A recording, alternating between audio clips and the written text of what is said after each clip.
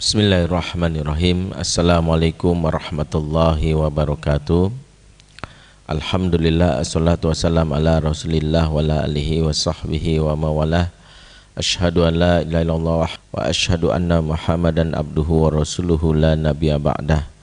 Allahumma salli wa sallim wa barik ala sayyidina Muhammadin ibni Abdillah wa ala alihi wa ashabihi wa man tabi'ahum bi ihsanin ila yaumil qiyamah, amma ba'd. Faya ayyuhal ikhwah a'azakumullah jami'an. Bapak-bapak, ibu-ibu, calon bapak dan calon ibu jamaah pengajian Rumil Al-Hilyah dimanapun Anda semua berada lewat kajian online kita via channel YouTube Rumil Al-Hilyah, kita kembali bersua dan membahas sebuah tema yang terkait dengan problematika rumah tangga di zaman kekinian atau di zaman now. Hari ini kita membahas tentang sesuatu yang mungkin banyak disampaikan kepada kami selaku konselor, keluh kesah dan curhatan mengenai kondisi rumah tangga yang serumah tapi tidak sejiwa, yaitu ketika kita tidak memiliki lagi yang namanya perasaan yang merasakan kedekatan atau kedekatan dengan pasangan atau dengan anggota keluarga yang lainnya. Dan biasanya hal ini salah satu yang menyebabkan sebagian besar kita mengalami keresahan yang berujung nanti ya dengan perilaku-perilaku yang membuat rumah tangga atau perjalanan kehidupan rumah tangga semakin tidak tentu arah.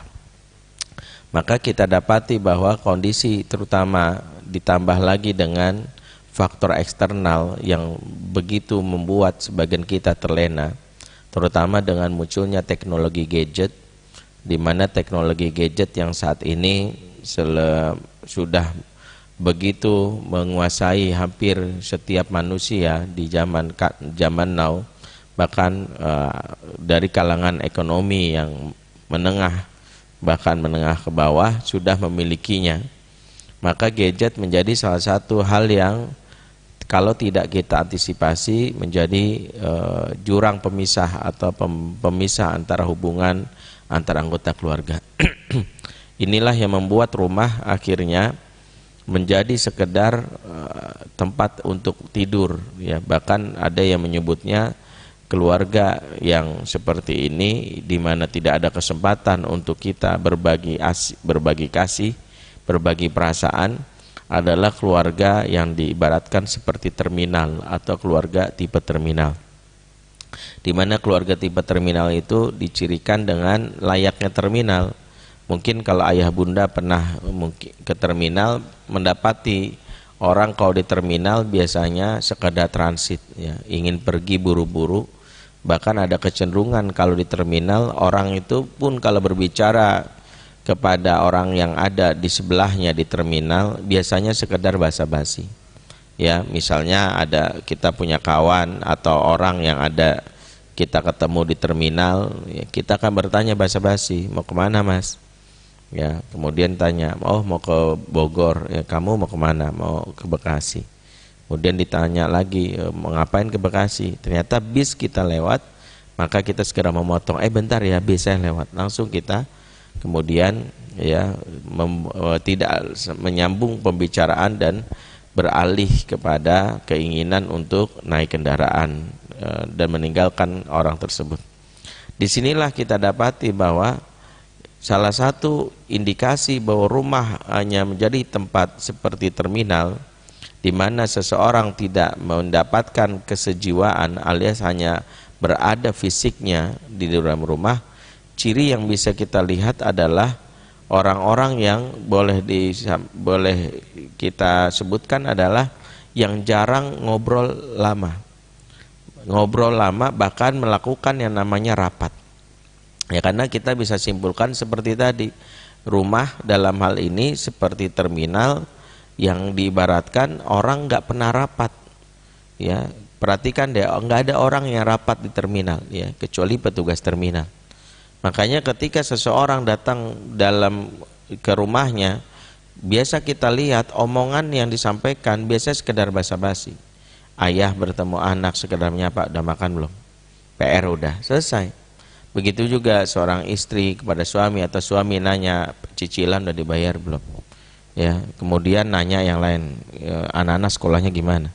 Setelah itu tidak ada pembicaraan yang lebih serius, bahkan sekedar kita mungkin mendapatkan yang namanya kesenangan berinteraksi. Nah, inilah yang membuat akhirannya tidak lagi fokus kepada orang yang ada dalam rumah atau anggota keluarga. Itulah yang membuat masing-masing disebut acuh tak acuh atau abai.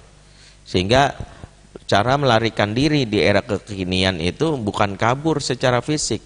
Fisik mungkin berdekatan, tapi jiwa saling menjauh disebabkan pikiran-pikiran itu lebih kepada ya yang kepada orang di luar rumah, ya. Salah satunya lewat gadget.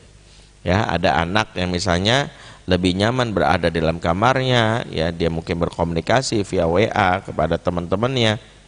Ada kemudian sang ayah juga lebih nyaman mungkin nonton TV, ya, di ruang tamu, dia tidak lagi peduli. Sang ibu juga mungkin, ya, mungkin di ruang yang lain, ya, mungkin dengan kesibukan lainnya. Maka kalau kita dapati kondisi inilah yang disebut, yang kita khawatirkan, yaitu serumah tapi tak sejiwa. Kondisi seperti ini yang kita khawatirkan adalah orang-orang yang berada dalam rumah ini secara de facto mereka adalah anggota keluarga, dan itu kita bisa buktikan, ya, ada namanya kartu keluarga, mereka anggota keluarga. Tapi ketika hati tidak terpaut, jiwa tidak terikat, maka masuklah pihak lain yang berpeluang untuk merusak rumah. Munculnya kasus perselingkuhan. Suami yang tidak memiliki perasaan yang kuat terhadap istri sebatas hanya untuk melampiaskan syahwat. Karena sebagian besar mungkin laki-laki ketika pulang memandang istrinya lebih kepada objek pelampiasan syahwat. Yang ada adalah kebutuhannya kebutuhan seksual. Tapi urusan terkait dengan kebutuhan emosional, ternyata jiwa yang sudah terputus dari interaksi dengan pasangannya beralih kepada orang lain. Muncullah namanya di sini pelakor, ya, atau wanita-wanita yang akhirnya menjadi, ya, tempat dia melabuhkan perasaannya. Demikian juga dengan sang istri. Seorang istri yang mendapatkan kekecewaan, ya, lahir dan batin, maka menganggap suami hanya sebagai, ya, orang yang membayar dirinya untuk sekedar merawat rumahnya dengan uang atau gaji yang setiap hari ada diberikan kepadanya, ya, bulanannya sekian. Jadi prosesnya bukan lagi sebagai suami istri, tapi hubungannya hubungan transaksional, ya, uang yang diberikan, ya. Maka berlakulah falsafah, ada uang abang disayang, nggak ada uang abang ditendang. Nah, ini yang mungkin terjadi. Demikian juga anak-anak. Anak-anak yang tidak memiliki kesejiwaan khusus dengan orang tuanya, disitulah peluang masuknya berbahaya seperti musuh-musuh narkoba, ya, dan hal-hal lain yang membuat anak-anak lebih asyik kepada orang lain. Ya, di sini kita bisa dapati anak-anak yang tertutup bahwa rumah tidak lagi sejiwa, hanya serumah, yaitu jarangnya bicara atau ngobrol atau rapat antara anggota keluarga, yang kalimat yang secara verbal diucapkan dead, secara kasat mata ekstrim mereka lakukan. Handphone masing-masing diprotek, ya. Kalau keluar kamar lemarinya dikunci, keluar rumah kamarnya digembok, ya, pakai rantai kapal, ya, saking ekstrimnya, saking nggak pengen ketahuan bahwa ini adalah salah satu yang nggak boleh ketahui. Maka banyak ortu yang akhirnya terkaget-kaget ketika dapat laporan anaknya begini, anaknya begitu. Ya Allah, udah lama 2 minggu nggak sekolah. Ya Allah, kamu tuh pacaran sama ini, siapa yang ngajarin kamu pacaran? Dan segala hal-hal yang sejatinya adalah sebuah bentuk masing-masing menjaga rahasia. Dan itu bisa kita lihat bukan hanya dari anak dan ortu, suami istri saja yang sudah mulai saling memprotek handphone. Ini sesuatu yang menunjukkan sudah tidak ada kesejiwaan, di mana suami khawatir isi handphonenya diketahui, istri juga. Dan itu yang selalu kami ingat, kejadiannya adalah pakaian, hunna libasul lakum wa antum libasul lahun. Yang namanya pakaian justru kita menutup auratnya, justru kita yang menutupnya, bukan justru mereka menutup dari kita, bukan pasangan kita menutup. Maka aneh kalau ada pasangan yang justru memprotek handphonenya, khawatir, ya, dibaca. Nah, ini justru awal dari petaka. Kenapa? Karena sebagian besar kasus perselingkuhan tanpa maksud menuduh.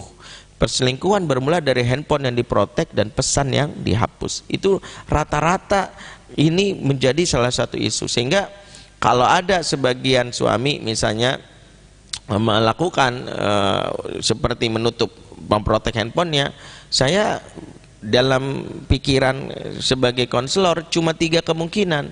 Kalau ada seorang memprotek handphonenya 3, apalagi pasangan kita. Kalau suami yang memprotek kemungkinan 3. 1, kemungkinan dia anggota intelijen.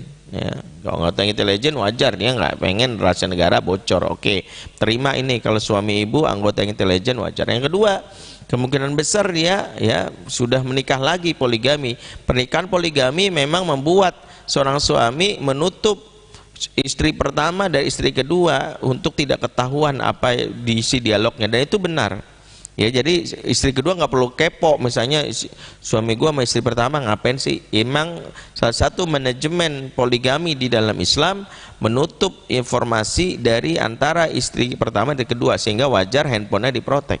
Namun kalau suami kita, dalam hal ini laki-laki, dia bukan anggota intelijen, dia bukan pelaku poligami, maka yang ketiga, kemungkinan besar kalau dia menutup handphonenya, dia sedang PDKT atau terjerat oleh wanita lain, dan itulah membuat indikasi awal dari kehancuran rumah tangga. Nah, jamaah rahimakumullah, tentu apa yang kami sampaikan nasihat buat diri kami pribadi, bukan untuk menakut-nakuti, tapi emang resiko ketika rumah tidak lagi memiliki yang namanya ikatan jiwa antara anggota keluarga, antara suami dan istri, di mana misalnya antara ortu dan anak, maka ini yang sangat kita khawatirkan. Jadi yang kedua, ciri bahwa keluarga itu sudah tidak sejiwa, maka ditandai dengan begitu banyaknya rahasia atau privasi di antara mereka. Yang ketiga, ciri bahwa keluarga tersebut sudah tidak sejiwa,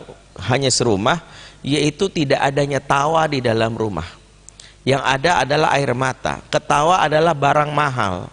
Bagi anak di rumah bisa ketawa itu adalah sesuatu yang yang tidak bisa diperoleh. Yang ada adalah air mata. Ortu yang hanya bisa marah, memberikan nasihat, petuah, istri yang kalau misalnya suaminya pulang merasa cemas, ya disalahin lagi nih, gara-gara anak bermasalah, gua disalahin. Suami pun juga tidak bisa ketawa sama istrinya karena merasa kecewa. Sebaliknya, ketawa dari hati yang tersambung. Orang kalau terkoneksi, bahkan candaannya pun dalam konteks yang mungkin sedikit agak menyalahi aturan, mohon maaf ya, kentut misalnya. Kentut antar suami istri misalnya, dalam hal ini mungkin ada yang menganggap ih nggak sopan banget, tapi bagi hati yang sudah terikat hubungan yang akrab, maka disikapilah kentut ini sebagai sebuah bentuk guyon atau candaan, atau hal yang memicu yang namanya tawa. Iya abang bau nih gitu ya. Hal-hal seperti ini menjadi barang mahal di sebuah keluarga yang tidak ada kesejiwaan. Suasana yang ada di rumah tangga yang ketidaksejiwaan ini muncul, lebih banyak tegang, amarah. Yang ada adalah saling prasangka. Yang ada adalah di dalam rumah tangga yang seperti ini adalah saling tuding. Prasangka buruk muncul sehingga yang ada adalah was-was. Ortu was-was, jangan-jangan anak gua kena narkoba nih, jangan-jangan anak gua nih pergaulannya begini nih. Si anak juga mencurigai bapak gua jangan-jangan ini nih, bapak gua jangan-jangan nih apa korupsi nih. Suami juga begitu ke istrinya, istri juga begitu. Was-was juga masuk ke dalam sebuah keluarga yang di dalamnya lebih banyak ada ketidaksejiwaan. Sehingga yang ketiga, rumah tangga yang memiliki ketidaksejiwaan alias serumah tapi tidak sejiwa, maka ketawa hampir-hampir tidak bisa ada. Dan itu yang membuat ya orang-orang di dalamnya itu hanya pulang hanya untuk sekedar melakukan yang kewajiban, sekedar pulang, say hello, suami menggauli istri, istri melayani syahwat suami, anak setor muka sekedar untuk menunjukkan ya masih ada anak ya di rumah ya, tapi di rumah mereka tidak ada dialog, tidak ada ngobrol. Maka yang ketiga, ketawa menjadi barang langka atau boleh jadi bergantilah ketawa ini dengan air mata, apalagi kalau yang ada adalah air mata. Maka ini adalah sesuatu yang yang menjadi indikasi. Jadi minimal ada 3, walaupun kalau diurai ya sangatlah panjang untuk yang namanya mengurai bagaimana rumah tangga ini kok bisa muncul sehingga ada pribadi yang serumah tapi tidak sejua, lebih mirip seperti kos-kosan, bahkan tadi diibaratkan seperti terminal.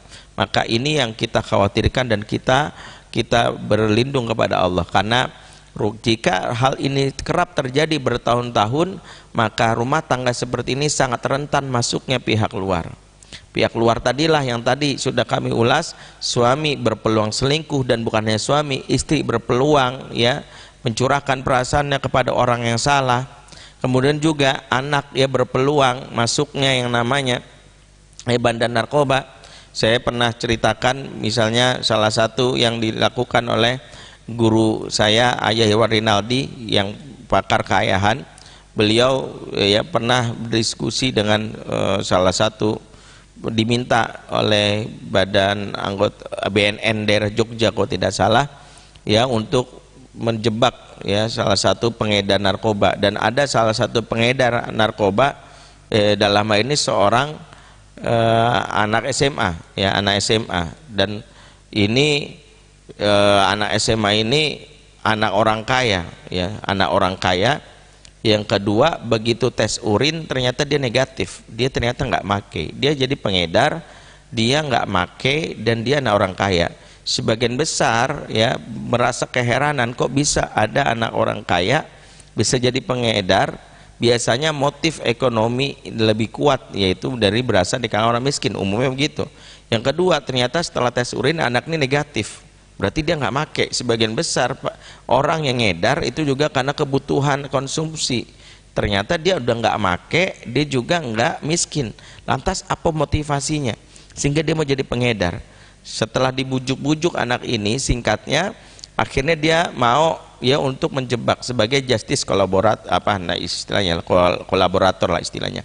Maka dia akhirnya menjebak sang bandar, dipasang CCTV di sebuah lokasi yang disepakati, dipasang juga alat penyadap di tubuhnya, dan dikawal atau diawasi oleh beberapa polisi intel. Duduklah anak ini sebuah lobi sebuah mall, dilihat di CCTV beberapa kejadian. Singkatnya diceritakan oleh guru kami Ayah Irwan, masuk satu orang yang pakai topi pet, seorang bapak muda yang kita langsung meyakini ini adalah bandarnya. Ternyata ada yang dilakukan oleh bapak atau pengedar ini atau bandar ini yang pertama kali kita langsung tertegun, karena dia melakukan sesuatu yang ini yang kadang-kadang mungkin kita sepelekan. Apa? Pertama kali dia bertanya kepada anak yang selama ini mungkin kita nggak pernah lakukan gitu ya, yaitu apa? Dia datang langsung menepuk bahu si anak ya. Dia menepuk bahu si anak lantas mengatakan, maafin om ya boy, om telat. Kurang lebih begitu. Dia ngomong, maafin om ya boy, telat. Dia menepuk bahu si anak. Dia tahu betul bahwa anak laki-laki sangat butuh sentuhan di bahu. Sentuhan di bahu adalah kebutuhan dasar laki-laki, karena bahu ini adalah bagian harga diri laki-laki. Ya, bagi laki-laki harga diri itu kayak NKRI, harga mati. Makanya kalau enggak bisa dipenuhi dia harga dirinya, dia cari ke orang lain. Nah, laki-laki dia datang langsung ditepuk. Ya, ketika dia tepuk baunya ini, nampak wajah anak ini begitu luar biasa. Makanya ternyata ada ayah yang kalau ketemu anak jarang nepuk bahu si anak. Dan itu saya baru pelajari dari guru saya ini. Dari nepuk baunya ini, itulah kenapa ada anak-anak yang rela ikut geng motor. Kadang-kadang dia lebih banyak nongkrong karena pimpinan gengnya tuh fair, entah dia belajar ilmu parenting atau enggak gitu. Dia datang langsung nepuk bau si anak sambil good, udah bacok 5 orang, mantap gitu, ditepuk baunya.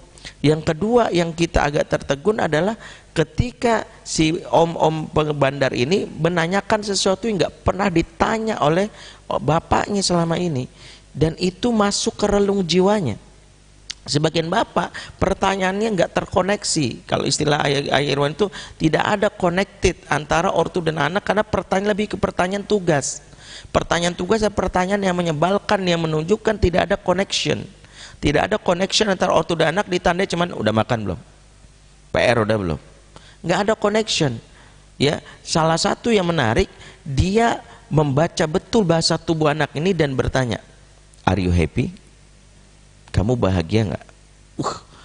Langsung terlihat sorot mata anak ini, begitu dia langsung bernanar matanya bahagia, dan dia mengucapkan, "Makasih ya Om, Om doang yang ngerti perasaan aku." Ternyata jiwa anak ini langsung terkoneksi dengan si bandar. Ternyata si anak tahu bahwa dia dikenyangkan batinnya oleh bandar ini lewat sebuah hal yang selama disepelekan. Apa itu? Yaitu lewat obrolan yang memberikan connection. Obrolan yang connection inilah yang hilang. Anak-anak merasa kalau ngomong ortu itu nggak connect. Bukan nggak connect, lebih kepada nggak nyambung dari sisi nggak ngerti bahasanya. Bukan. Nggak connect itu karena ortu tidak memahami apa kebutuhan anak. Dan itu memang harus kita pelajari. Saya sekarang lagi belajar juga. Belajar bagaimana saya kalau ngomong sama anak, lihat dulu bahasa tubuhnya. Jangan saya bilang, "Kamu tuh susah banget sih, sholat subuh aja susah banget." Saya bisa ngelihat bahwa wajah lelahnya dia bangun pagi. Saya langsung kebayang, capek ya bang ya, bangun pagi-pagi ya. Semalam tidur jam berapa bang? Disitulah dia baru cerita, "Iya susah banget tidur, soalnya tuh kan kipas anginnya mati." Jadinya, jadi ada connection.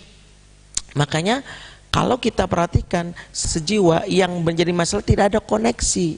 Tidak ada koneksi ditandai dengan sampai kita tidak memahami sampai kebutuhan anggota keluarga yang lain. Sementara kalau kita lihat baginda Nabi SAW sampai bisa mengetahui betul siapa yang diajak bicara, sampai bisa tahu misalnya bagaimana dia memulai pembicaraan. Kadang lisan kita kalau memulai pembicaraan menentukan kita terkoneksi atau enggak dengan orang ini. Contoh, anak kita di pesantren yang kita tanya itu enggak connect. Kadang-kadang cuman sesuatu yang menurut kita penting, tapi menurut anak enggak penting. Hafalan kamu udah berapa? Hah? Kamu udah level berapa? Kemarin ujian bahasa Arab masuk apa enggak? Itu yang membuat anak merasa jawabannya akhirnya jawabannya cuman ya alhamdulillah sukses, ya waalaikumsalam. Dia tidak minat meneruskan pembicaraan karena kita tidak berbicara dalam kebutuhan dia, tidak ada connection. Perhatikanlah bagaimana baginda Nabi SAW dalam hadis riwayat Abu Dawud ketika bertemu dengan seorang anak. Dan ini wujud dari komunikasi Rasul yang connection. Bagaimana Rasul mengetahui anak ini akan terkoneksi kalau disapa dengan sesuatu yang menyenangkan hatinya.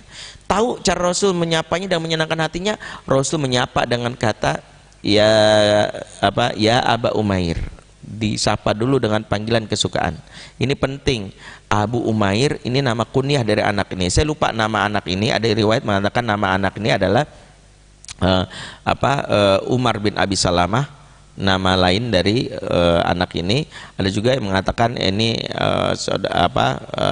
wallahu alam namanya, tapi kunyahnya Abu Umair. Abu Umair itu kunyah kepada seorang anak kecil yang kalau kita pakai bahasa kita, Abu Umair itu kan nama bapak-bapak, tapi dipanggil ke anak kecil. Rasul memanggil dengan sesuatu yang disukai, yang membuat orang punya harga diri. Ini kalau diibaratkan kepada anak-anak zaman now seperti kita memanggil anak-anak itu dengan panggilan abang, padahal kan dia lebih muda daripada kita. Kenapa kita panggil abang? Karena kita ingin terkoneksi, dia dihormati. Kakak itu. Makanya ini ilmu sengaja kayaknya dipakai oleh SPG rokok atau di Indomaret gitu ya. Pagi kakak gitu. Kita merasa ya Allah, biasanya gue dipanggil oma, opa, dipanggil kakak, senang. Ya ibu-ibu akhirnya mau beli itu ya bedak yang dijual sama dia. Karena disapa dengan sesuatu yang kita butuhkan. Udah lama orang nggak manggil kakak. Selama ini orang manggil saya itu adalah opa. Selama ini orang manggil saya oma, ini kakak. Makanya tahu betul kita itu kalau manggil orang harus tahu connectionnya, dia senang dipanggil apa. Makanya Rasul manggil ya Aba Umair, itu panggil. Yang kedua Rasul bertanya, ma fa'alan nughair, gimana kabar burung pipitmu? Tanya burung pipit. Kenapa Rasul nanya burung pipit, nggak nanya udah sholat belum? Rasul nggak nanya udah makan belum? Karena Rasul tahu anak ini Abu Umair lagi seneng banget melihara burung pipit. Karena itu Rasul masuk kepada sesuatu yang dia sukai. Sesuatu yang disukai dan dibahas akan membuat seseorang itu merasa, ih kok tahu banget sih kesukaan gue? Kok tahu banget ya? Connection tersambung. Nah, ketika kita berbicara serumah tak tersejiwa, maka kita dapati kesimpulan bahwa masing-masing kadang mungkin tidak tahu apa yang menjadi kebutuhan dari anggota keluarga yang lain, atau lebih banyak lagi tidak mengetahui update informasi terbaru. Jangan-jangan suami tidak tahu kalau istri hari ini sedih karena Tupperware kesayangannya hilang. Mungkin suami nggak tahu kalau ternyata istri lagi bete banget karena dia habis nonton drakor yang ternyata mungkin pemeran utamanya itu meninggal, sedih banget. Nah, suami nggak tahu. Kemudian pulang dia menanyakan sesuatu yang sejatinya membuat istri ilfil atau bete. Udah masak belum? Masakan kamu gak enak banget. Begitu juga istri. Istri mungkin nggak tahu kalau suami di jalan dia habis aja nginjek tai kucing, dicium bencong. Dia mungkin habis kena rapid test, ya ternyata mau positif. Kita langsung nanya, Mas, gaji bulan ini belum kamu transfer ke rekening aku ya? Connection hilang karena kita tidak memahami tentang kebutuhan dari orang lain yang membuat komunikasi itu menjadi buruk.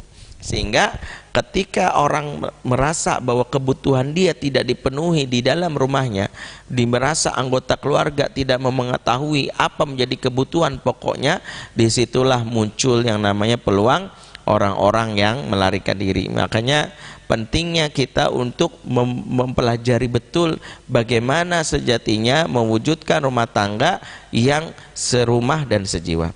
Lantas bagaimana kita memulainya?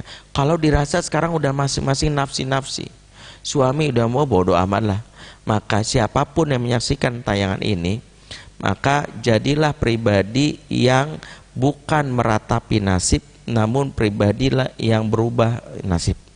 Allah mengatakan, innallaha la yughayyiru ma biqaumin hatta yughayyiru ma bi anfusihim. Ya, sesungguhnya Allah tidak merubah nasib sebuah kaum sebelum dia yang tergerak untuk merubahnya. Allah ingin kita berubah. Maka jangan mengandalkan setiap kejadian yang kita rasa jengah di dalam rumah hanya mengandalkan keajaiban-keajaiban. Seorang istri yang sakit hati dengan suami yang cuek, suami yang abai, anak yang tidak perhatian kepada dirinya sebagai ibu, maaf, jangan posisikan dulu sebagai korban yang teraniaya di dalam rumah yang membuat dia sesak. Jangan. Hampir sebagian besar rumah tangga itu tidak bisa berangkat dari situasi yang sulit karena setiap anggota keluarga merasa dirinya korban, berada dalam rumah tangga yang salah, merasa bahwa takdir kehidupannya membuat dia tersakiti. Seorang suami menyesali dia korban dari istri yang ternyata kasar. Seorang suami menyesali kenapa menikah dengan ternyata seorang wanita yang cantik, ya wajahnya tapi lisannya kasar, membuat dia tidak terhargai. Begitu juga seorang istri kadang menyesal menikah sambil mengatakan saya ini korban, ya, dari seorang suami yang cuek, yang lebih peduli sama ibunya, peduli sama orang lain. Begitu juga seorang anak menganggap bahwa ini saya korban dari bapak dan ibu yang selama ini cuma mementingkan dirinya, lebih baik yang lain. Siapapun yang menyaksikan tayangan ini, maka geserlah diri kita, jangan jadi korban, jadilah superhero atas kondisi darurat yang ada dalam rumah tangga kita. Jadilah orang yang belajar untuk membuat situasi ini berubah. Ada satu kata yang akan membuat situasi ini minimal menjadi lebih ringan. Apa? Jangan sungkan untuk memulai dengan meminta maaf. Jangan sungkan untuk mulai dengan meminta maaf. Mungkin ini akan dipandang, lo ngapain minta maaf? Emangnya saya yang salah? Memang ini sesuatu yang membuat kita akhirnya malu. Sebagian orang merasa maaf adalah bentuk dari penjatuhan harga diri, seolah-olah kita bersalah. Padahal maaf ada sebuah deklarasi menyatakan niat perdamaian, niat perbaikan, niat rekonsiliasi. Ketika seorang mengatakan diri, maaf ya, selain maaf itu bukan aku bersalah, bukan, tapi kita perbaiki. Kalimat maaf adalah kalimat lain dari kalimat yuk kita perbaiki. Tapi memang kadang responnya tidak seperti yang kita bayangkan. Ada kita minta maaf malah bilang dari dulu makanya berubah. Jangan langsung baper, karena ada orang-orang yang selama ini tersumbat. Indikator bahwa seseorang itu sudah masuk kepada level tahap kesembuhan, menjalin koneksi, kalau sudah mau dia berbicara meskipun nyelekit, minimal mengungkapkan perasaan. siapapun, bapak dan ibu, cara untuk kita memperbaiki untuk kondisi ketika rumah tidak sejiwa, biarkanlah orang lain ngomel, karena ngomel marahnya seseorang adalah indikasi dibuka ruang untuk kita bicara. Sebab ketika seorang sudah diam-diaman, ketika seorang sudah sibuk dengan dirinya, ini lebih parah daripada orang yang masih mengungkapkan perasaan. Jadi kalau ada orang mau ngomel, selama ini kamu kemana aja? Ini bentuk dari tahapan kesembuhan kedua. Jangan kita baper tuh kan, saya minta maaf, malah dia ngomel-ngomel. Enggak, ini sudah masuk tahapan kesembuhan. Karena kita memfasilitasi dia untuk bicara yang selama ini dia nggak tahu mau bicara ke siapa. Dia lari bicaranya ke orang lain, dia curhat di Facebook, dia cerita ke teman-temannya. Maka ini yang lebih berbahaya. Ketika dia tumpahkan caci maki, dia ekspresikan kemarahan, berarti dia sudah menerima kita untuk menjadi pribadi yang siap dikoneksi. Cuman alirannya mungkin tidak seperti kita bayangkan, deras, menghanyutkan, buat kita kadang nggak siap. Makanya kalau kita dalam hal ini menjadi figur yang merasakan bahwa keluarga kita salah satu yang mungkin serumah tapi tidak sejiwa, maka ketika kita mengucapkan maaf kepada anak kita, mengucapkan maaf kepada pasangan kita, resikonya mungkin kita akan salahkan, kemana aja selama ini? Selama ini sibuk banget dengan urusannya, nggak peduli sama kita. Maka bahagialah ketika seseorang itu responnya sudah mengungkapkan kemarahan, berarti itu sudah masuk tahapan perbaikan. Justru yang paling bahaya ketika kita maaf, dia responnya gini doang, iya. Kemudian nggak ada lagi kalimat lain. Loh, kok maaf tapi dia cuek? Karena cueknya dia menunjukkan bahwa sudah ilfil, sudah tidak ada lagi ruang. Ibarat kata, aku nggak anggap kamu ada di dunia ini. Kita anggaplah di rumah ini aku tinggal, itu udah nggak peduli sama kamu. Itu yang paling bahaya. Kalau dia masih numpahkan perasaan, itu tanda sudah terbuka ruang untuk memperbaiki. Makanya jangan menganggap ketika orang spontanitas di depan kita sebagai bentuk dari sebuah hubungan yang parah. Tidak.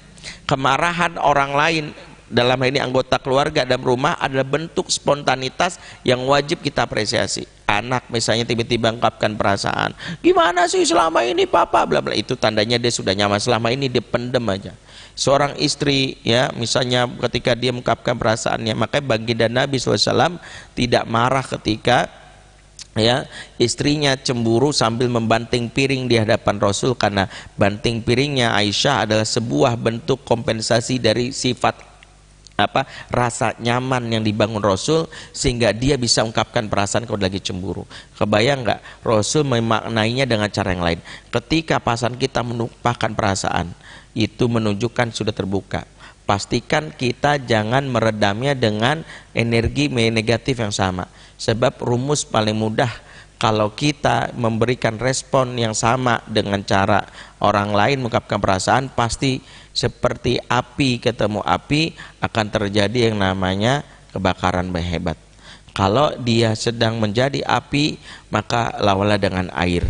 Disinilah salah satu kenapa kita harus memahami air bukan situasi lemah. Jangan menganggap api atau kemarahan bentuk kekuatan.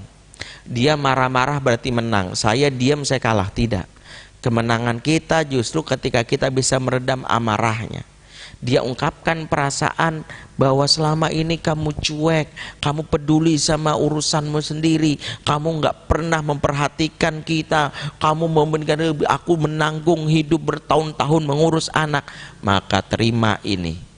Respon terbaik kalau orang mengungkapkan perasaan adalah diam dan respon seraya kita mengakui bahwa kita bersalah.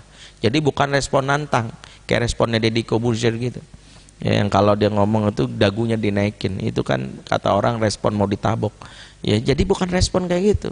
Kalau ada orang lagi gini cukup, karena Rasul pun kalau ketika istrinya mengungkapkan perasaan, Rasul menerimanya.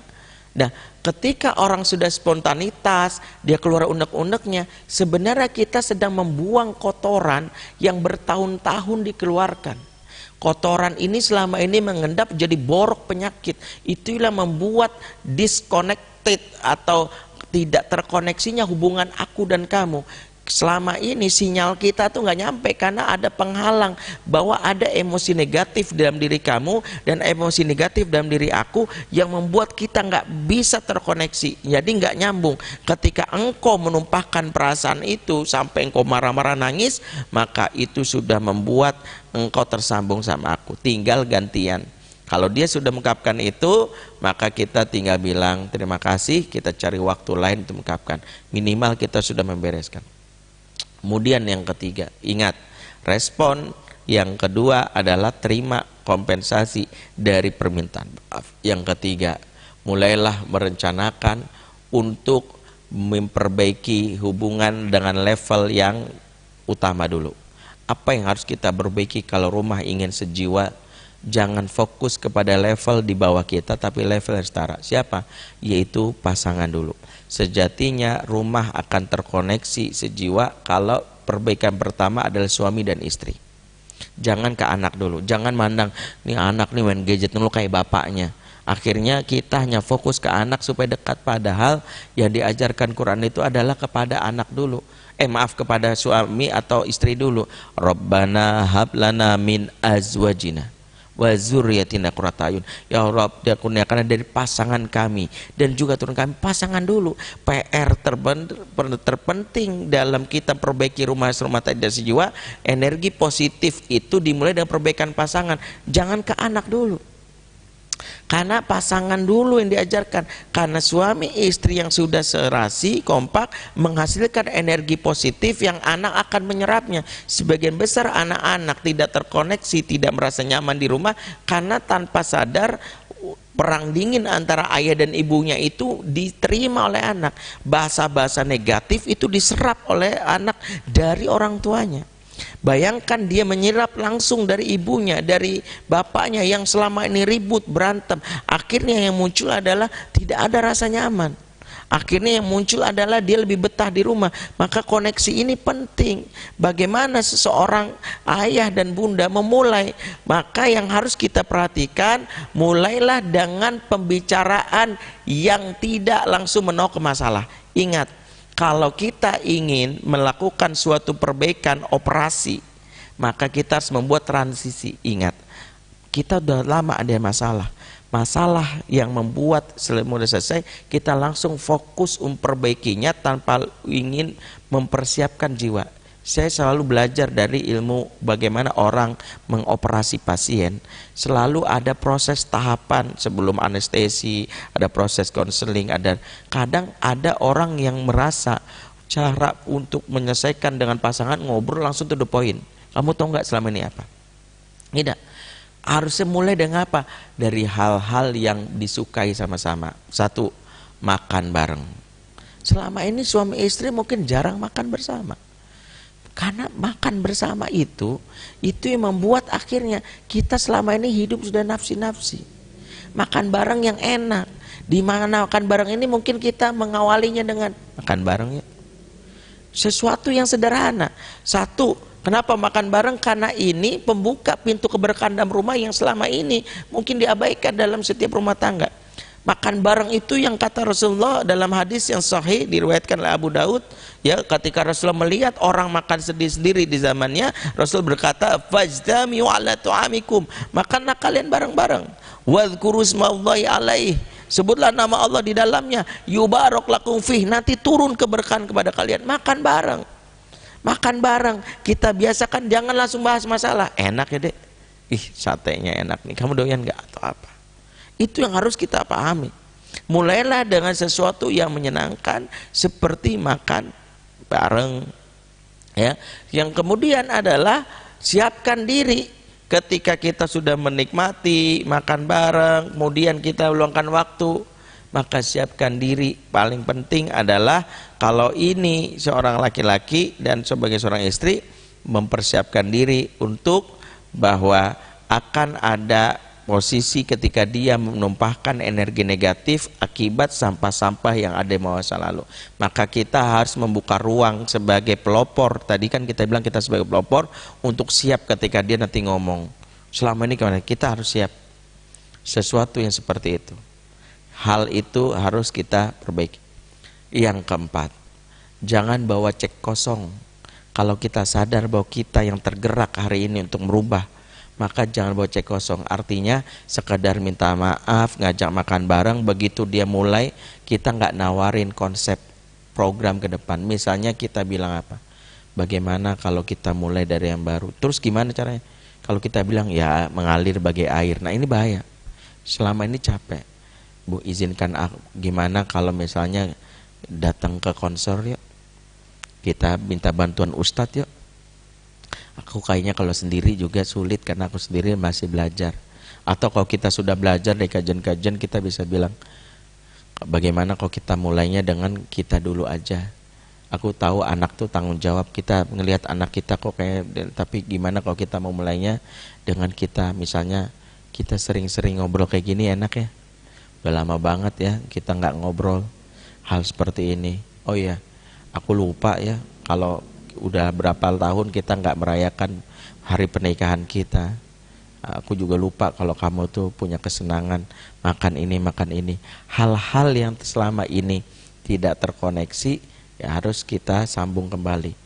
Yang berikutnya, mulailah dengan mengapresiasi sebelum mengkritik. Ingat, sebuah pertemuan yang niatnya baik akan memberikan dampak emosi yang makin menjauh kalau dimulai dengan evaluasi. Bagaimana kok kita saling mengevaluasi? Tidak, evaluasi itu bagus, tapi evaluasi yang caranya dengan cara mengkritik pasangan itu membuat orang tidak siap. Yang ada dia akan merasa digurui. Lebih baik mulai dengan apresiasi dulu. Apresiasi itu bentuknya gimana? Satu, mulailah dengan menyebutkan kebaikan pasangan. Makasih ya 11 tahun kita nikah, kamu tuh sabar banget. Aku lihat tuh kamu tuh walaupun kamu sering ngomel sama anak, tapi kamu bisa membuat hati anak nyaman. Kamu tuh masak yang paling enak. Apapun kita apresiasi. Apresiasi adalah bentuk cara untuk membuat orang lain merasa bahwa masih ada harapan. Karena kalau kita ingin membawa rumah tangga ini kepada masa depan yang lebih cerah, mulailah dengan apresiasi yang membuat orang merasa dirinya dihargai, membuat seseorang itu mau untuk merasa dirinya masih ada harapan. Karena kalau memulai sesuatu dengan evaluasi, maka orang hanya melihat selama ini kekurangan tanpa melihat hal yang buruk. Makanya Al-Quran ketika membahas hubungan suami istri lebih melihat kepada hal positifnya. Lihat firman Allah dan surah Al-Baqarah 237, terutama ketika seseorang yang ditakdirkan bercerai. Sebenarnya ayat ini tentang adab bercerai, namun dipakai sebagai sebuah pengingat. Bercerai saja masih diingatkan tentang adabnya, apalagi selama kita menikah. Apa adabnya yang diajarkan oleh Allah? Wala tansaul fadla bainakum. Jangan kalian lupakan kebaikan di antara kalian.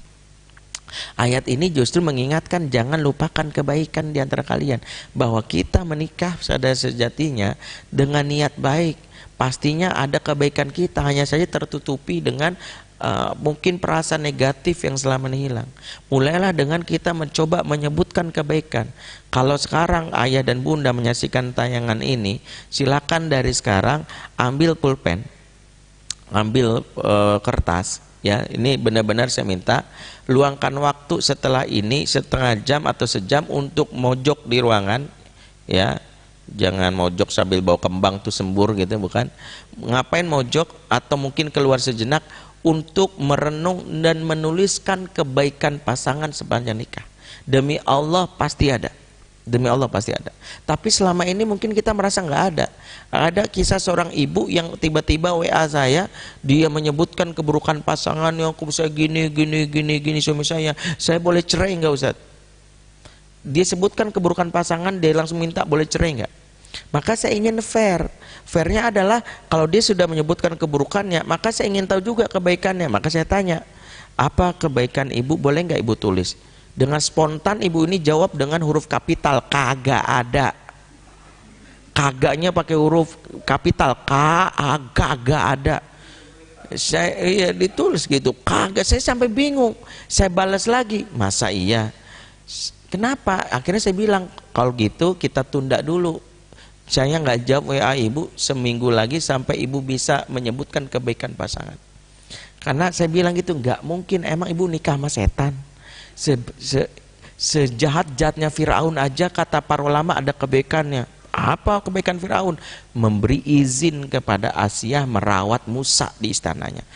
Gimana nggak disebut baik? Masih mau lembut hatinya kepada istrinya merawat Musa. Padahal dia kan makhluk paling jahat. Karena nggak mungkin ada manusia yang jahat banget nggak ada kebaikannya. Hanya setan atau iblis yang ada kebaikannya.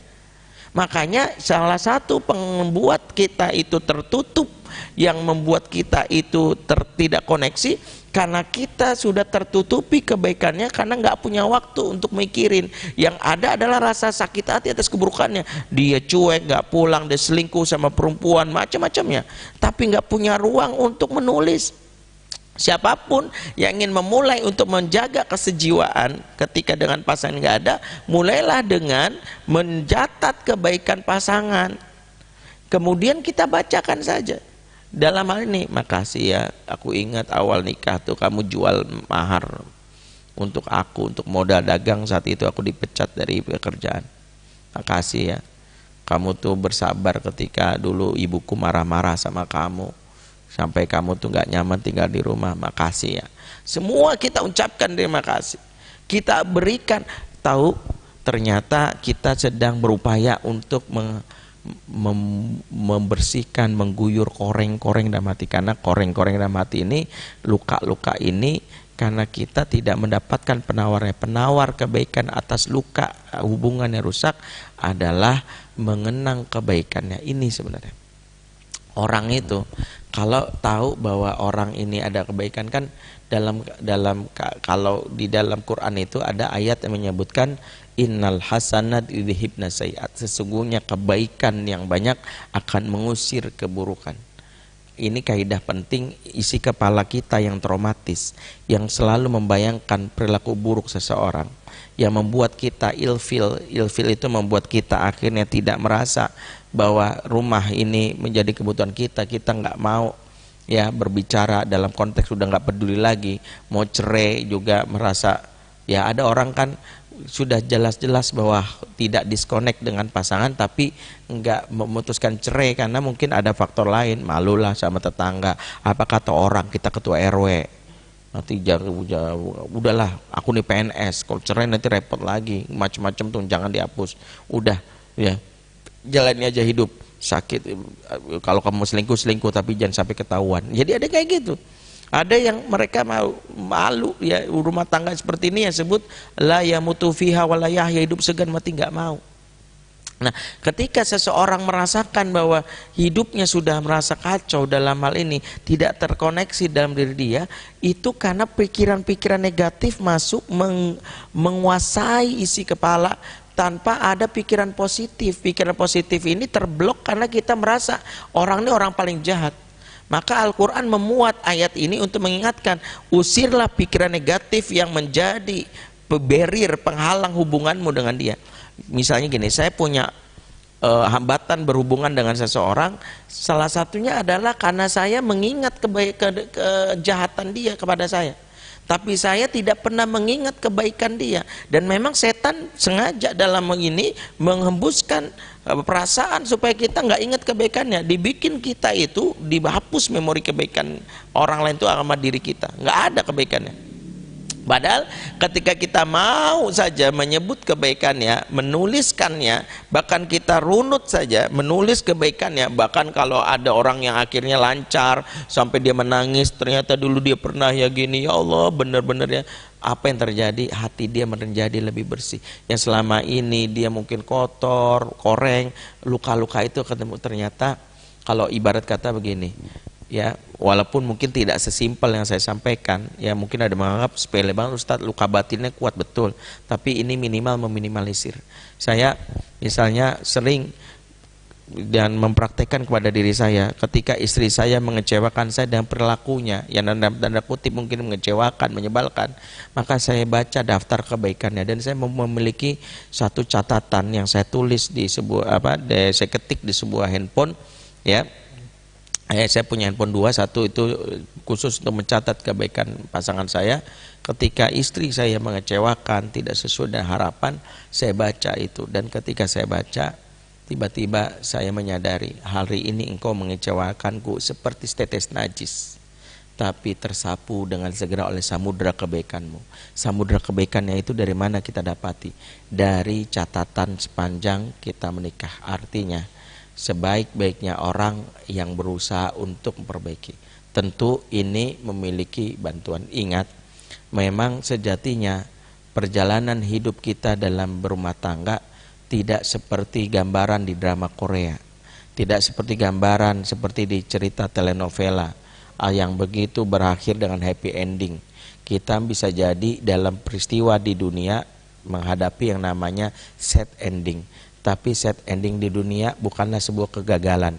Yang paling sad ending itu kalau di akhirat, yaitu kita dianggap orang-orang yang mungkin gagal dalam perbaiki hubungan.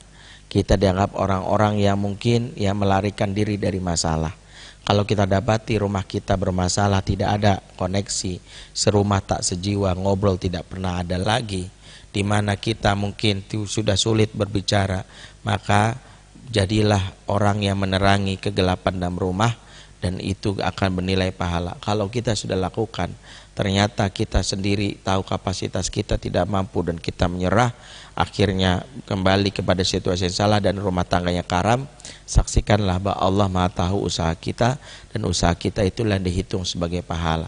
Sebagaimana Nabi Nuh tetap berusaha mengajak anaknya, namun anaknya tidak terkoneksi kepada ajaran agamanya. Nuh tetap peduli kepada anaknya. Nuh para anaknya tidak mau, bahkan lebih ekstrim lagi, dia tidak lagi mau serumah, diajak naik kapal yang membawanya dari guncangan banjir yang dahsyat, tapi yang ada adalah anak yang menolak. Padahal ayahnya mengatakan, ya bunaya irkam ma'ana wala takum ma'al kafirin. Wahai anakku, jangan naiklah perahu bersama ayah, jangan kau bersama orang-orang yang kafir.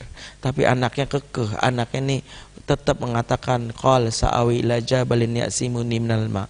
Enggak, saya mau lari ke atas gunung aja. Enggak bakalan kena air. Bayangkan seorang Nabi Nuh tetap berusaha menjalin koneksi, dan ketika ternyata Allah mentakdirkan anaknya mati dalam keadaan kafir, meskipun tidak sesuai harapan, Nuh tidak dinyatakan gagal. Allah tidak mungkin mengatakan kita gagal kalau kita berusaha, dan urusan hasil biarkanlah Allah. Saya selalu menasihati diri saya, mengingat-ingat bagaimana Nabi Nuh dengan dalam tanda kutip tak mampu mengajak anaknya agar tetap berada dalam bahteranya. Tidak bisa juga, atau saya merenungkan bagaimana Nabi Adam yang kecolongan anaknya menjadi pembunuh pertama di muka bumi, itu Qabil. Bagaimana Allah tetap muliakan mereka, yaitu dipuji dalam surat Al-Imran 133, Innallaha astafa Adam wa Nuha wa ala Ibrahim wa ala Imrana alal alamin. Karena Allah menjaga rumah tangga mereka disebabkan mereka yang tak pernah henti memperbaiki diri dan terus memohon pertolongan Allah. Bagaimana Nabi Adam ketika dikeluarkan dari surga, Nabi Adam terus memulai dengan doa yang menunjukkan ikhtiarnya. Doa inilah pembuka juga yang tadi mungkin lupa kami sampaikan. Kalau kita sedang berada dalam kondisi serumah tapi tak sejiwa, ingin koneksi antar rumah diri kita tersambung, mulailah dengan doa. Ketika Nabi Adam terpisah dari Hawa gara-gara melakukan satu dosa, yaitu salah makan, Allah keluarkan karena buah yang terlarang dimakan oleh kedua orang ini. Allah keluarkan Adam dan Hawa, Adam di India, Hawa di Arafah. Doanya, Rabbana zulamna anfusana wa illam taghfir lana wa tarhamna lanakunanna minal khasirin. Setelah doa ini mereka terus berusaha. Setelah mereka berusaha, mereka membina rumah tangga. Setelah 40 tahun ternyata Allah uji lagi, anaknya ada yang melakukan pembunuhan. Mereka tidak menyalahkan siapa-siapa. Ini juga menjadi pengingat buat kita. Nabi Nuh juga demikian, terus berusaha sampai datangnya kematian anaknya. Inilah yang wajib kita pelajari. Karena itu ayah dan bunda, kondisi apapun ketika rumah tidak lagi sejiwa, jangan hanya menunggu datangnya keajaiban, ambillah kesempatan memperbaiki. Mulailah dengan minta maaf dan minta ampun kepada Allah dengan doa Rabbana zalamna anfusana wa illam taghfir lana wa tarhamna lanakunanna minal khasirin. Kemudian mintalah maaf kepada pasangan. Dalam hal ini bukan mengakui kesalahan kita atau ego kita dijatuhkan, lebih kepada upaya ikrar untuk mengadakan rekonsiliasi. Yang kedua adalah setelah itu mulailah kita ya menerima resiko kompensasinya, amarah yang karena resiko orang minta maaf dia akan mengeluarkan emosi negatif, terima itu. Yang ketiga, mulailah dengan hal yang sederhana, prioritas kepada pasangan sebelum kepada anak, mulailah dengan meluangkan waktu berdua untuk membuat kesenangan baru. Targetnya adalah dia mau diajak bersenang-senang, makan bareng dan semisalnya. Baru setelah itu menawarkan diri, membuat konsep dengan cek baru bahwa ini yang akan aku lakukan, ini dan sebagainya. Mudah-mudahan itu menjadi ikhtiar yang Allah jaga sebagai upaya kita menjaga agar rumah tangga kita selamat dan dari kehancuran, terutama tidak ingin iblis bahagia, setan bahagia atas hancuran rumah tangga kita. Aku lu kali hadza fastaghfirullahi wa lakum. Kami persilahkan bagi peserta yang ingin bertanya untuk mungkin kami respon dan kami jawab ya. Sudah banyak sekali yang masuk ya pertanyaan ya, dan ada beberapa orang menyapa dari Mas Puji Eka. Ibu ya, Puji Eka Sorayanti, Keti Salon, Vivit Avianti, Endang Triwahyuni, Rizky Dimas, nih Mas bapak-bapak ya, Sofia Irzandah dari Sawangan, Anis Nirlawati, Sofia Medina ya. Baik, kita pertanyaan dulu aja. Yang atas dulu.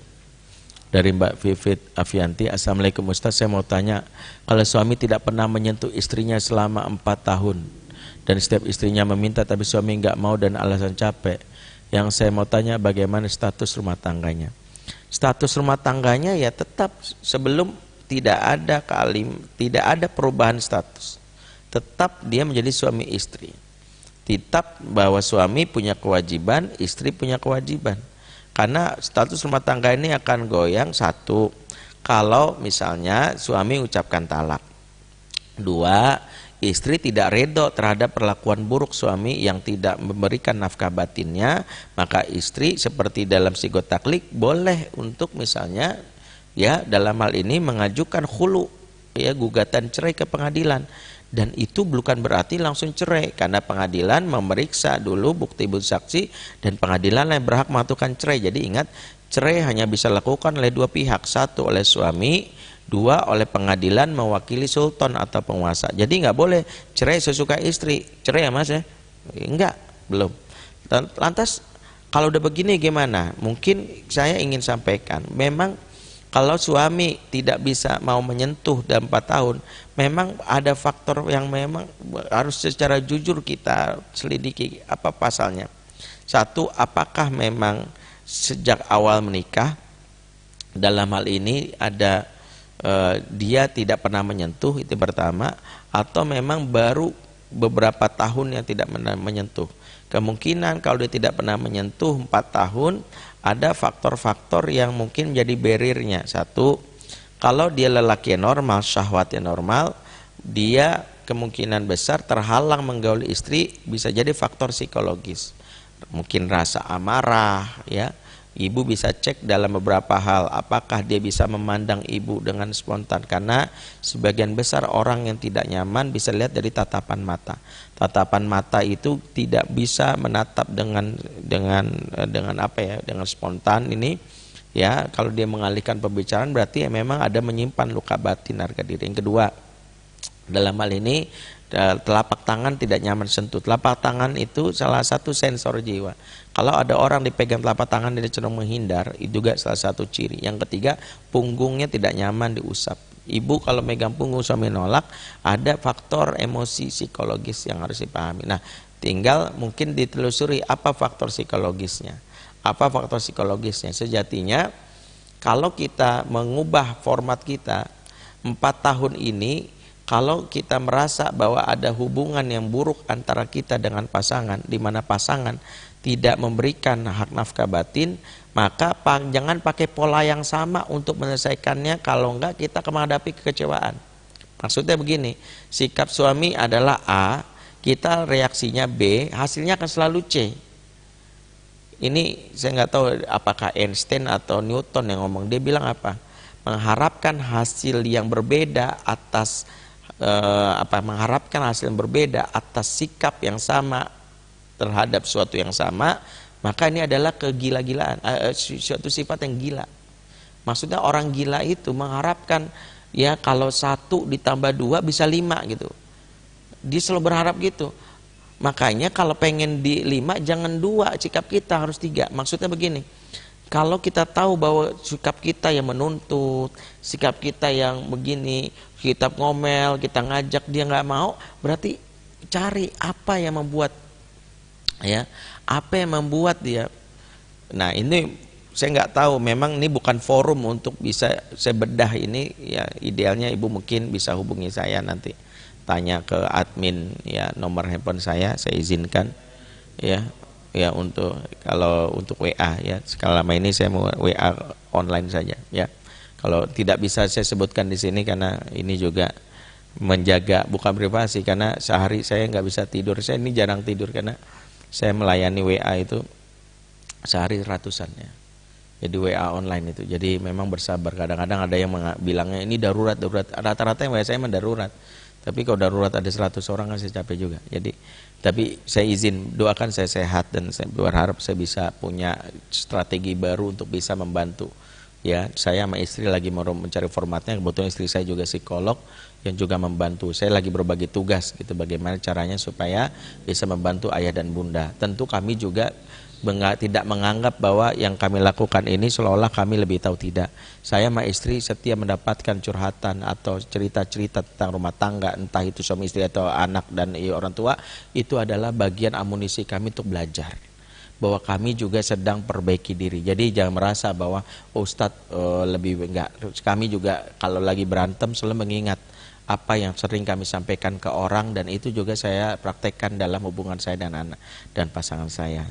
Izin kalau nanti mau nanya WA mungkin japri saja ke admin, nanti diberikan mudah-mudahan, dan bersabar mendapatkan jawabannya. Wallahu a'lam bishawab. Ibu Anis kalau masalah saya dengan anak, apa bisa jadi anak saya gadis 14 tahun karena alasan belajar dari rumah lebih betah di kamarnya dengan sekolah dan tugas sekolah, jarang ngobrol, kelihatan lebih tertutup, bagaimana sikap saya? Memang ini salah satu hal yang hampir banyak terjadi, khususnya antara hubungan ortu dan anak, ya lebih spesifik ibu dan anak. Ada sebuah sindrom yang dialami oleh sebagian anak ABG sekarang, namanya sindrom mommy is enemy. Lebih frontalnya sindrom ini membuat anak itu memusuhi ibunya, tapi ada yang frontalnya itu bahkan membantah, bertengkar. Ada yang pasif, ya, dengan menutup diri. Kalau ibu mungkin mengalami kondisi seperti ini, memang ada beberapa yang bisa ibu praktekkan. Yang pertama, mengubah bahwa image bahwa ibu bukanlah sosok guru atau penasehat. Salah satu hal yang mungkin membuat anak itu punya barrier adalah kalau ibu itu nggak pernah berubah dari kalimat nasihat. Ada anak tuh males kalau kepada ibunya karena belum apa-apa keluar ayat. Ya ini mungkin ibu harus perhatikan. Yang dia butuhkan di rumah dengan ibunya adalah jadilah ibu yang bukan sekedar baik tapi asyik. Cirinya adalah ibu mampu membangun kesenangan, membuat anak tertawa. Sehingga kalau memulai hubungan dengan anak, jangan memulai saat anak bermasalah kemudian kita keluar ayat. Kamu kenapa sih malas banget belajar? Jangan. Mulai ada sesuatu yang kita mencoba menunda untuk menasihati, tapi membangun relasi dengan cara apa? Satu, ya misalnya memberikan makanan kesukaan, kemudian mengajak melakukan aktivitas yang dia sukai.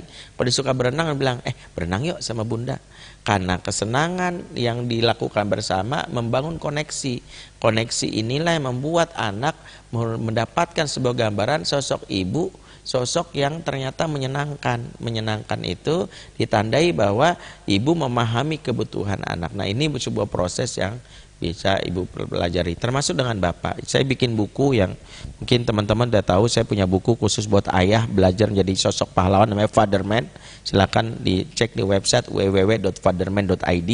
Website ini menampilkan gambaran isi buku tersebut. Nah, di buku Fatherman sebenarnya sama seperti ibu, buku tentang ibu saya siapkan juga namanya Mother Woman. Tapi kalau Fatherman sosok ayah yang memulai untuk menjalin relasi dengan anak.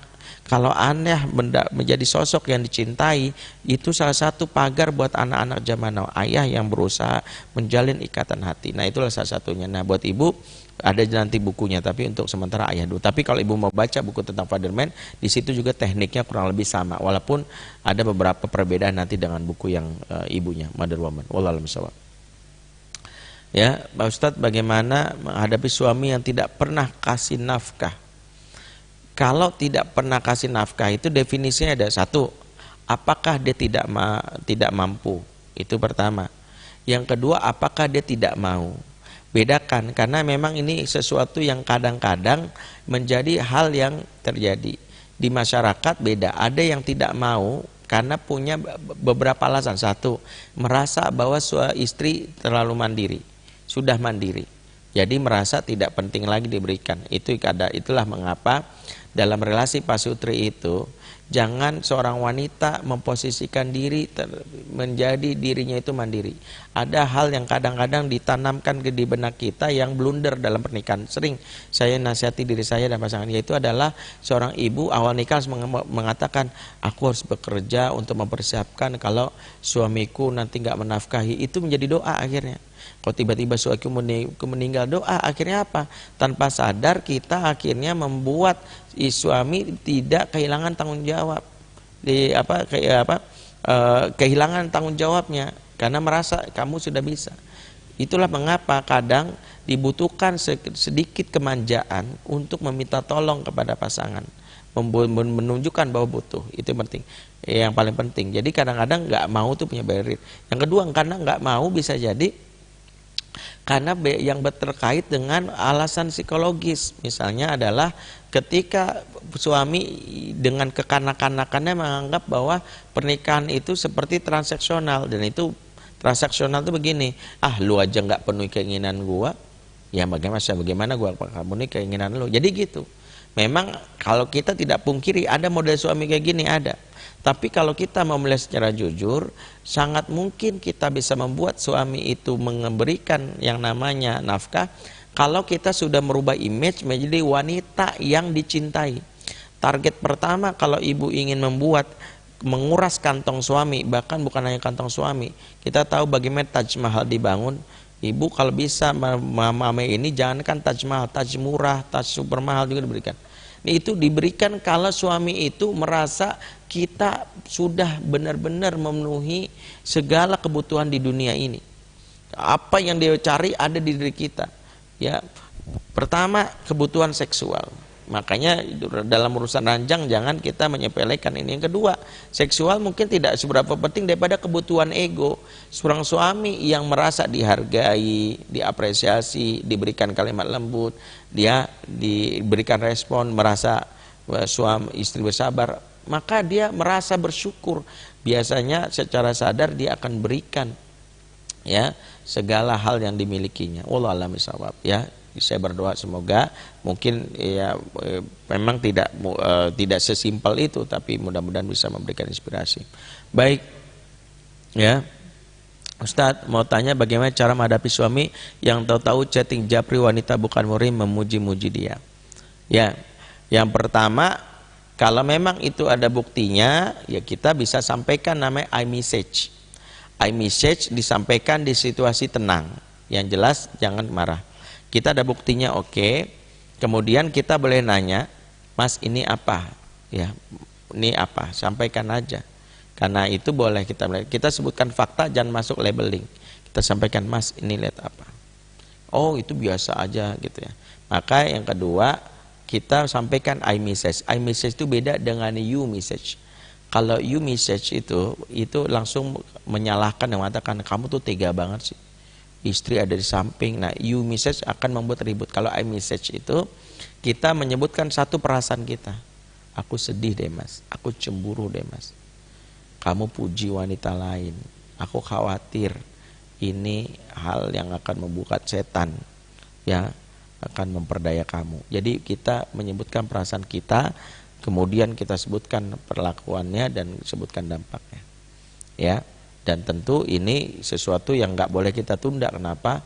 Sebab rumah tangga yang dibangun dengan sesuatu yang ada keburukan, maka kita harus segera memotong segala hal yang menjadi penyebab keburukannya. Jadi jangan meremehkan hal ini, ya, karena ini penyakit yang kalau dibiarkan.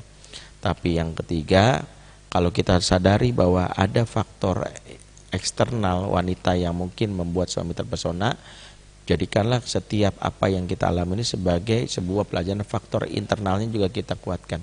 Mulailah dengan meneliti apa yang membuat suami berpaling kepada yang lain.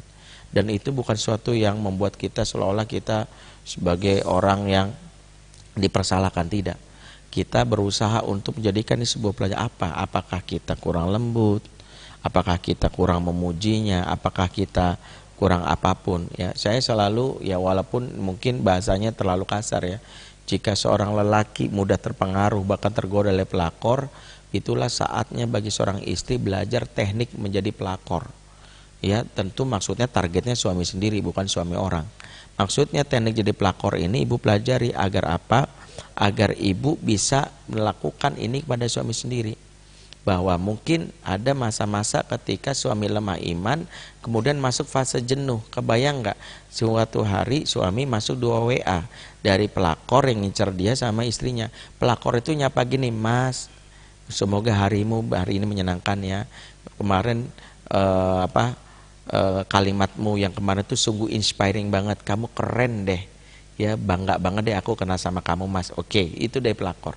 Sementara dari istrinya apa yang di WA, "Mas, jangan lupa beli beras 2 kilo, listrik bayarin. Kamu tuh lupa ya kalau misalnya mamahmu tuh juga butuh uang loh.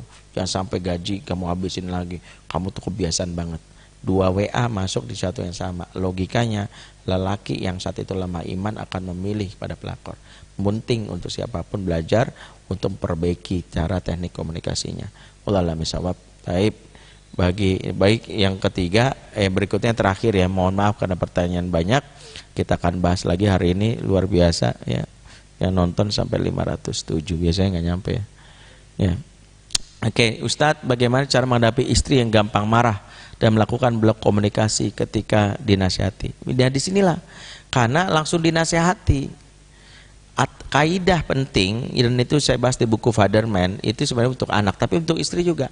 At-ta'lif qabla ta'rif, at-ta'rif qabla taklif. Ikat hatinya dulu sebelum kau kasih tahu sebelum kau kasih tugas. Seseorang nggak bisa dinasihati ketika kita tes 3 ciri. Nih, lihat 3 ciri. Kalau 3 ciri ini ada, orang nggak siap nih. 1, nafasnya belum teratur. Kalau dia masih mengungkapkan marah, maka jangan langsung nasihati, dengerin. Maka Rasul pun, bahkan Umar ketika mendengar istrinya marah, diam aja, dengerin, respon. Yang kedua, telapak tangannya nyaman disentuh. Makanya kalau mau nasihati, pegang dulu telapak tangannya. Kalau dia menarik, tandanya nggak siap dinasihatin, masih belum siap hatinya. Karena telapak tangan saya sudah genggam telapak tangannya, usap. Kalau dia menarik diri, tandanya belum siap. Yang berikutnya, punggungnya nyaman diusap. Makanya rangkul dulu. Kalau dia menolak gini, "Apa sih Mas?" Belum siap. Belum siap. Karena itu hindari menasihati. Abdullah bin Mubarak pernah berkata gini, "Jangan kau sembarangan mengeluarkan ayat Al-Quran. Di saat yang tidak tepat justru engkau telah melecehkan Quran." Maksudnya apa?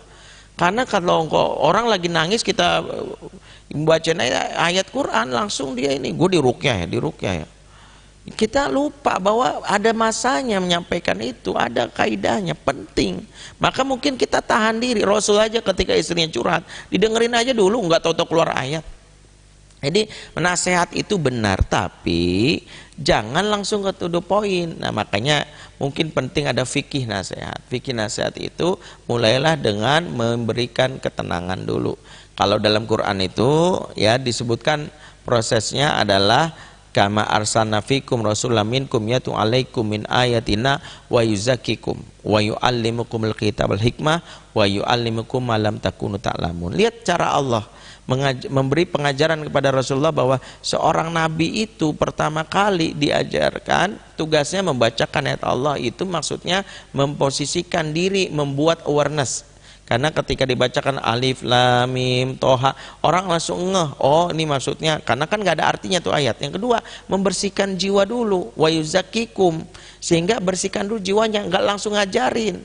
Bersihkan dulu, dengerin dulu, respon. Makanya ada teknik namanya mendengar aktif. Jadi kalau dia nangis tuh jangan keluar ayat, responnya cukup menebak perasaannya. "Kamu nggak suka ya kalau aku ternyata pulang malam-malam?" "Iya lah, gimana aku?" "Kamu kecewa banget ya, kamu kayaknya merasa diabaikan." Gitu aja terus sampai dia keluar.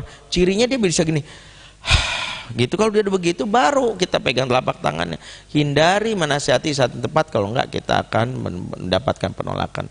Baik Bapak dan Ibu melakukan Allah Subhanahu wa taala, mungkin bagi materi ini kita sudahi karena ini mungkin lain waktu bisa kita bahas lagi. Setiap Selasa setiap jam 10 di Rumil Al-Hilya kita bahas. Dan bagi yang ingin ya berkomunikasi langsung via WA atau mungkin bisa ke IG kami @ajobenri, nanti mungkin di @ajobenri bisa bertanya, nanti saya coba nanti ada admin yang menjawab nomor yang bisa dihubungi. Yang kedua, yang berminat buku untuk menjalin relasi dengan anak khusus buat para ayah termasuk buat ibu, hadiahkan kepada suami, silakan cek di www.fatherman.id. Saya mohon maaf karena waktu yang membatasi tidak bisa mengurai lebih panjang lagi. Kita tutup. Subhanakallahumma bihamdik asyhadu an la ilaha illa anta astaghfiruka wa atubu ilaik. Assalamualaikum warahmatullahi wabarakatuh.